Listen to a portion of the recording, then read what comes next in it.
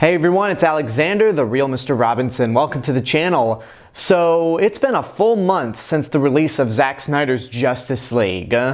So, I figured now might be the best time to do my spoiler review because I've been holding out on it. But you know what? I did a spoiler review for Avengers Endgame 2 months after it came out, and it's gotten over 4,000 views. So I think doing a spoiler review for Zack Snyder's Justice League a month after it came out can't be tolerated. I'm not gonna go scene by scene like I did with Avengers Endgame, because this movie is 4 goddamn hours long, and I don't have time for that. So I'm just gonna go over the main stuff that I liked and all the main stuff that I didn't like.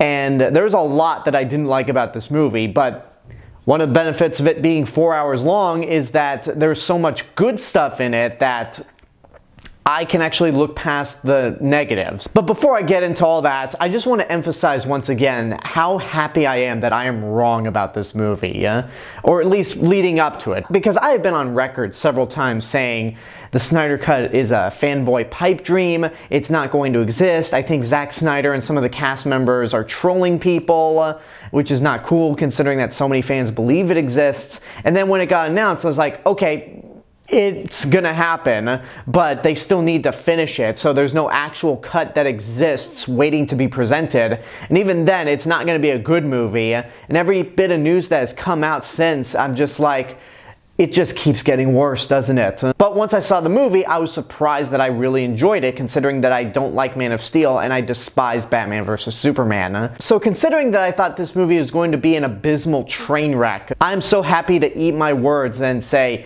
yeah, this is actually good. The action scenes are definitely a lot better this time around, and we get to see more sequences of the Justice League acting like a team, like you would see in the Avengers movies. Like in the first Avengers, you got to see the teamwork between all these characters. And with Justice League, while there's not a lot of communication back and forth between the characters, they do fight as a team, and it's pretty cool to watch. And even past the action scenes, there are a few moments in this movie where the characters actually feel like people, which is something that I don't think the previous 2 movies have ever done. And everyone talks about Cyborg's backstory and how he's given a lot more to do and how he is the true heart of this movie. But the one moment in the movie that I don't think anyone talks about as much as they should is the brief conversation between Aquaman and Wonder Woman when they're digging up Superman's grave. It's a very brief moment, but basically these two are having a conversation about how Atlanteans and Amazonians are at war with each other, and this is the first time in a long time where an Amazonian and an Atlantean are actually speaking to each other and actually working together. And there's a quote that Diana Prince utters that Arthur Curry ends up finishing, and it's a nice, hey, maybe we're not so different after all. It's very brief, but it's something that I actually really liked. It's probably my favorite, well, one of my favorite moments in the movie where the characters feel like real people. And then there's the stuff with Cyborg, which I gotta say, when it started, when we got into his backstory, I actually wasn't too fond of it because it was so cliched.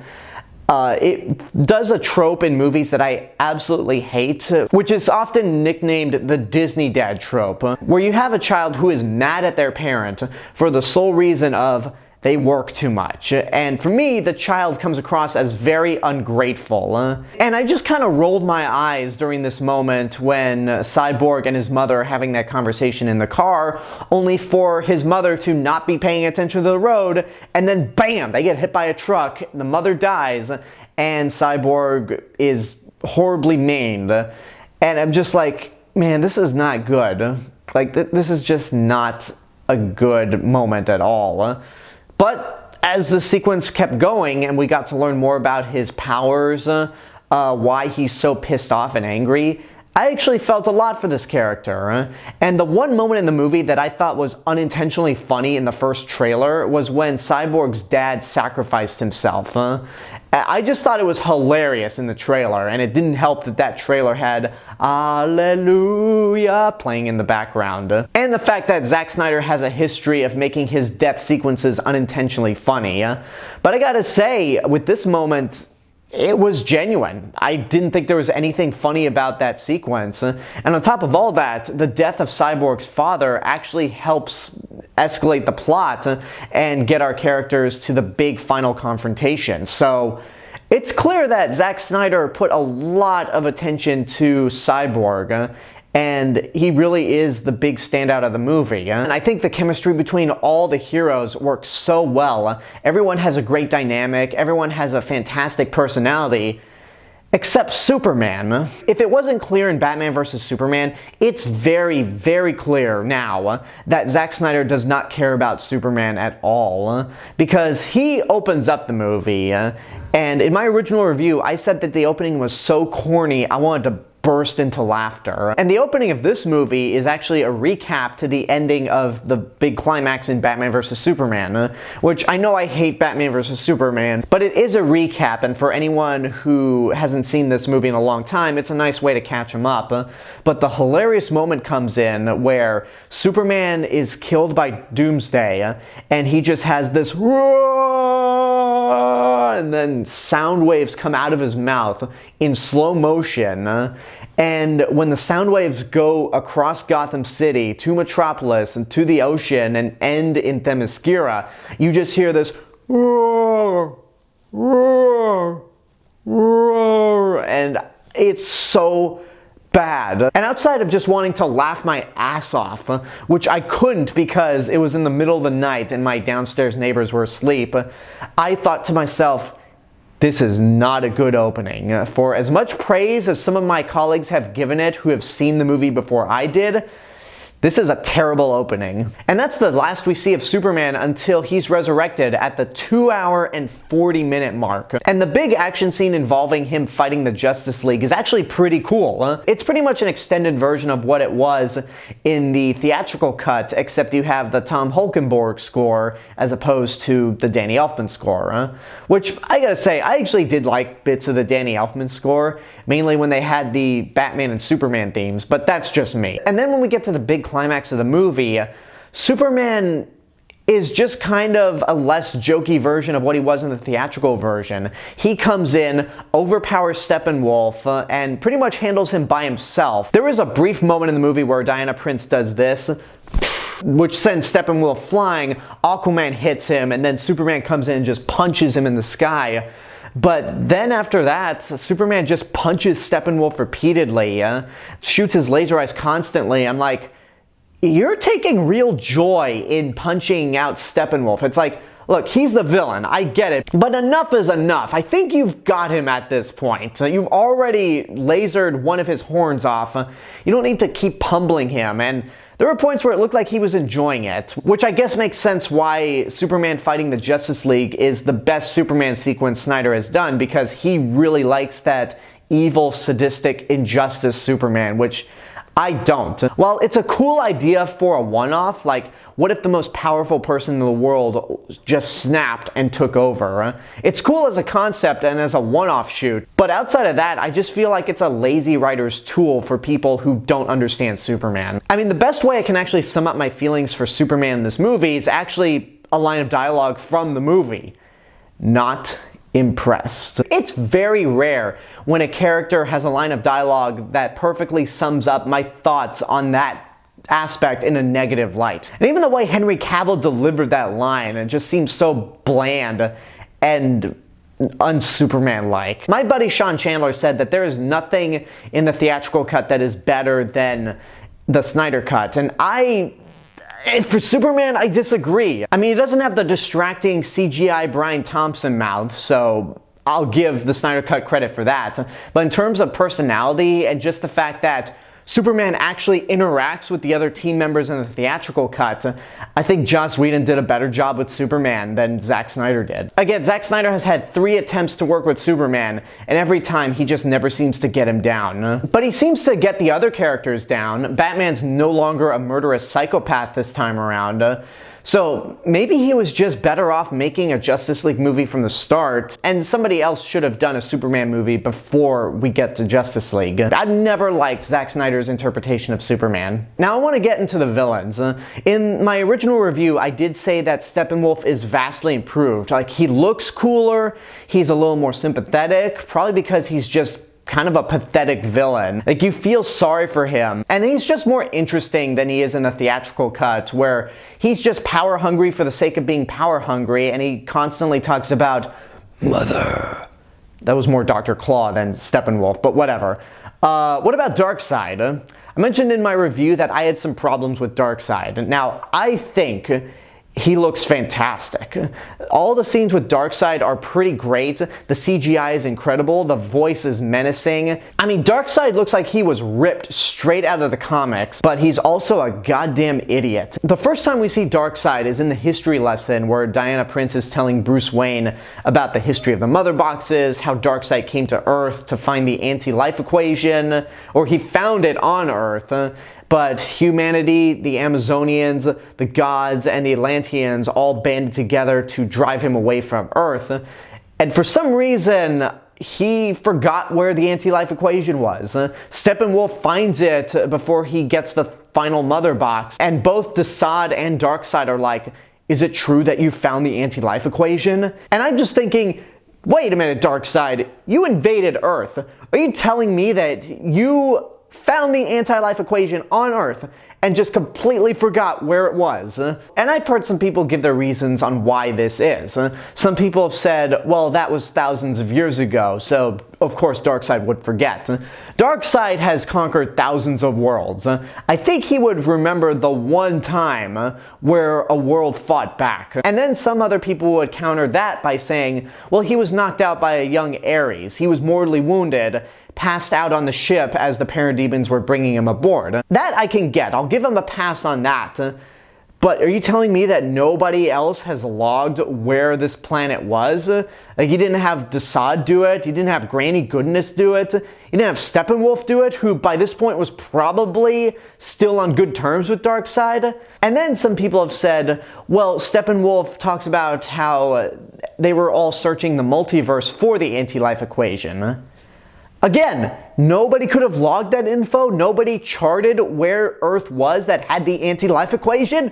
Like, I'm sorry, that's a plot hole that is just so big and so massive. I am surprised more people aren't talking about it. And the second I realized that, I was like, oh my god. For the villain that was the inspiration for Thanos, for DC's biggest baddie, that is embarrassing. There's a meme going around the internet where Thanos and Darkseid are sitting in front of Thanos' throne, and you have Thanos crossing his hands going, so, they beat you so hard that you forgot where the anti-life equation was. And then you just have Darkseid doing this, being pissed off that he forgot where the anti-life equation was. Like, I think that's funny, but that's a pretty massive plot hole, especially considering that Darkseid arrived to Earth with the mother boxes and they were left behind after his defeat. You didn't think, oh shit, that planet where I left the mother boxes on, that's where the anti-life equation was.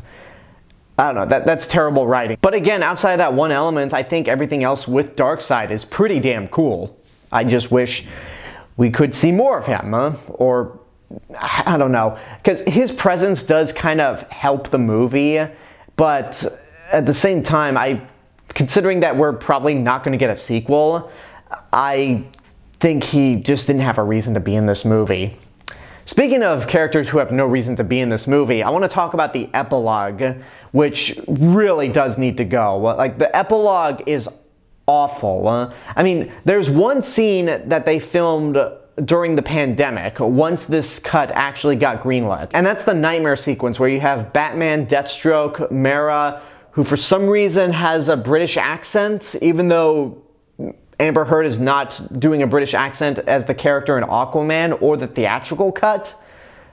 I don't know. But you also have Cyborg and Flash as well. They're in the nightmare sequence where it's the desert and basically it's trying to look like Apocalypse. And for some reason they're also accompanied by Jared Leto's Joker, who I still am not on board with this Joker. Like, it's just a terrible scene all around. It's so pretentious, and the way it's filmed, it's just that really awkward and distracting handheld technique that Snyder used for Man of Steel. The dialogue between both Batman and Joker is just horrible, and they're never in the same shot together. It's very clear that they're doubles. When you see Batman, you only see the back of Joker's head, and vice versa when you see the Joker. So I'm under the impression that Ben Affleck and Jared Leto Leto never actually filmed this together because it's just so awkward. To this day, I think that we haven't had a good cinematic Joker live action since Heath Ledger. The only one that came close to being a great Joker in terms of the movies was Zach Galifianakis in Lego Batman. And I still despise that laugh, that it's just screw off with that. Like, you guys really want to see a David Ayer cut of Suicide Squad with more of this? Really? Really? So that sequence, I think, is just awful. I think the movie should have ended with Superman doing the classic yoink, where it shows the S logo. But there is that other moment that was the end credit stinger in the theatrical cut where Deathstroke meets Lex Luthor on a yacht. And I gotta say that Jesse Eisenberg this time around as Lex Luthor was more restrained. I guess this was a sequence that was shot after Batman vs. Superman came out, and Zack Snyder was like, yeah, I should pull back with Lex Luthor, because I actually didn't mind him too much in this sequence. He acted more like the Lex Luthor that I remember, and not that just weird schizophrenic idiot that was in Batman vs. Superman. So that sequence I didn't mind, but considering that it's going to lead up to a Batman movie that's never going to happen, I think it would have been better to just cut it from the movie altogether. So that scene I don't mind. The nightmare sequence I think is awful. And then the very last scene of the movie with Martian Manhunter, I actually think is hilarious. It's probably not supposed to be funny, but when Bruce Wayne wakes up from that nightmare sequence, he walks out to his deck, sees Martian Manhunter just standing there, cross-armed, and Bruce Wayne is just walking out there barefoot in his pajama pants and a t-shirt. He looks at Martian Manhunter and goes, "Can I help you?" And Martian Manhunter then goes on his spiel about, "I'm sure you know that Darkseid's not finished with this world, and it's time that I started fighting because I realized I have a stake in this world."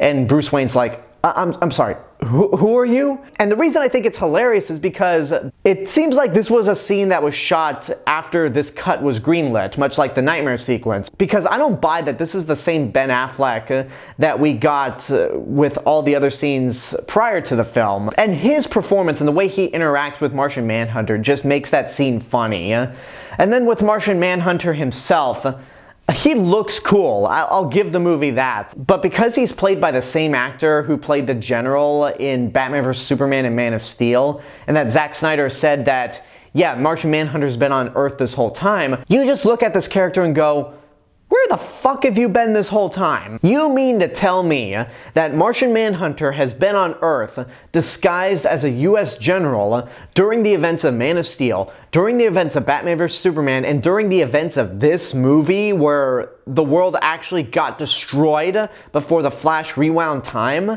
I'll get back to that badass moment a little later. Like, the Justice League and even Superman himself could have used your help during those moments, but all of a sudden, 3 movies later, like, oh, I guess it's time that I start fighting. A little too late because, again, we're probably not going to see any more sequels to this, but it's just stupid. It's like, oh, now you show up.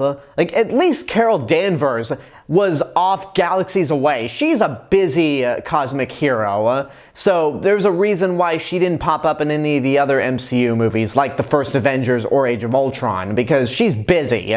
You were on Earth this whole damn time and didn't do shit. Martian Manhunter in this movie is about as useless as he is whenever he pops up in the backgrounds of Injustice: Gods Among Us. And on top of all that, he actually pops up earlier in the movie and ruins a great scene between Lois Lane and Martha Kent.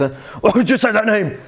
Sorry, I couldn't help it. If you remember the theatrical cut to Justice League, there's that scene with Martha Kent and Lois Lane at the break room of the Daily Bugle. While it has some nice moments here and there, there's a lot of uncomfortable humor there, and it's just not the best. There's a sequence like that in this movie, but it takes place in Lois's apartment, and it's very heartfelt, it's very touching, and even though I still am not on board with Amy Adams as Lois Lane, it's a very nice moment. But unfortunately, it had to be ruined when Martha leaves the apartment, her eyes glow red, and then we realize that Martha's actually Martian Manhunter, and he transforms back to his alien self. And it just ruined the whole scene, because it's so touching, and then you just threw in this character for no reason at all. I'm like, why did you do that? Like, you had such a great moment, and you just threw it away like it was nothing. There are a couple of other things in the movie that I want to talk about that I really didn't like. When I talked about the theatrical cut, I mentioned there's a line of dialogue between Aquaman and Batman, where Bruce Wayne is in Iceland trying to recruit Aquaman to join the Justice League, and Aquaman just flat out reveals his secret identity. He calls Bruce Wayne Batman, and I thought to myself, wait, there are people around here, now they all know who Batman is. And I made a joke saying that, well, this is the Batman that murders people, so he's probably just gonna murder everyone in this village because they know his secret identity. Turns out that's not the case. In the theatrical cut, when Aquaman jumps into the sea and leaves the village, the scene cuts. But in this version, the scene keeps going to a very self-indulgent moment where these Icelandic women are singing about Aquaman, and one of them just grabs his sweater and sniffs it. Like, what? Why is this? And I guess I can use that as an excuse for why nobody cares that Bruce Wayne is Batman. Wait a minute, did I just hear that right? Is Bruce Wayne Batman? The Batman? The iconic Batman character? Oh my god, I can't wait to tell all my friends. Oh, wow. Wow, Aquaman just, who took his shirt off? What were we talking about again? I don't even remember. Oh, that's good Aquaman scent. So yeah, that part is just bad. And again, it's early in the movie at a point where I'm not completely on board. And then when it comes to the Flash's introduction, there's some moments I like in it, but the whole slow motion sequence where he's rescuing Iris West from the car crash, I guess I'm one of the few people out there that thinks it's actually terrible because it has some unintentionally funny moments, like a dog barking in slow motion where it's like, you have a slow motion shot of a sesame seed falling to the floor. I'm like, are you kidding me, Zack Snyder? There's so much in this movie that could have easily been cut out, and a lot of the slow motion could have been reduced. There's that really creepy moment where Barry Allen walks up to Iris West and kind of strokes her hair, and then there's that awkward moment where he grabs a hot dog that's right next to her head, and I'm just like, so we're done with phrasing, right? Is that not a thing anymore? To quote Archer. And it's just accompanied by a song that's so corny and on the nose. I really didn't like that scene. I mean, the setup to it I thought was pretty good, and the resolution to where he's just sitting at the pet store with the dogs, like, I thought the beginning and ending to that sequence was good, but the entirety of it in slow motion, oh boy, I didn't like it. Now, it sounds like for a majority of this spoiler review that I've been shit-talking this movie, but I don't want you guys to get that impression at all. Like I said in my original non-spoiler review, I like this a lot. Well, okay, I still don't think it's a masterpiece. I think there are several better comic book movies out there, but for a movie that I thought was going to be absolute crap on a stick, I was surprised to actually like it. Like I said, the action scenes are pretty fantastic. The score is great. Darkseid, even though he's an idiot for losing the location of the anti-life equation, he looks menacing. Steppenwolf is a massive upgrade from the last movie. And I like how this movie actually takes the reversing time moment in Richard Donner's Superman and actually makes it better, which is something that I didn't think would be possible. A Zack Snyder DC movie doing something better than Richard Donner's Superman. And it was actually a sequence that I didn't understand at first, and it took me a little while to realize, oh, this is pretty much the ending to the first Superman. Basically what happens is the portal opens where Darkseid, Desaad, and Granny Goodness are staring down at the Justice League and a injured Steppenwolf. Cyborg fails to stop the synchronization of the three mother boxes, and then it suddenly blows up, killing everyone except Barry Allen, who manages to pause time and then break the sound barrier or speed force and reverse time. It's such a cool, creative moment, has a great score accompanying it, and even though this interpretation of Barry Allen still cannot run properly, like, I still laugh every time he does this run, and seeing him run in slow motion is just silly, but that whole sequence is pretty cool, so props to that. And even though I've been saying throughout that I don't think a sequel is ever gonna happen, if one does happen, I'd watch it. Like, the ending of this movie really did get me curious enough to see what happens next. I'm just not on board with the methods of getting this movie released, because the Release the Snyder Cut campaign really was obnoxious, and it resulted in a lot of bullying. I got tired of it. And if that's the same tactic that fans are going to use to try to get more sequels, then I'm not going to be on board with it. It's just, I don't know. If one happens, I'd like to see it. I'd be happy to see it, but I am not on board with bullying Warner Brothers or HBO Max into making it happen. At this point, it's probably unrealistic. It's probably more of a pipe dream than the actual Snyder Cut itself, but we'll see what happens. If it doesn't happen, then hey, I got one Zack Snyder DCEU movie that I actually like, and I can't wait to get it on Blu-ray if it ever comes out on Blu-ray. And there you go, that's my spoiler-filled review for Zack Snyder's Justice League. I hope you enjoyed it, and now I want to hear your thoughts on some of the spoiler moments. And if you've seen this movie for a second time, did you like it better, or did you like it worse the second time, or did your opinion stay the same? Whatever the case may be, let me know in the comments below. And until next time, this is the real Mr. Robinson telling you there's only one. Hello everyone, I just wanted to say thank you all for watching this spoiler review to Zack Snyder's Justice League. Make sure you like the video, subscribe to the channel, and follow me on social media, whether that be Facebook, Twitter, Instagram. Go check out my Twitch channel and support me on Patreon. I'll see you guys in the next video, but until then, have a good day and take care of yourselves.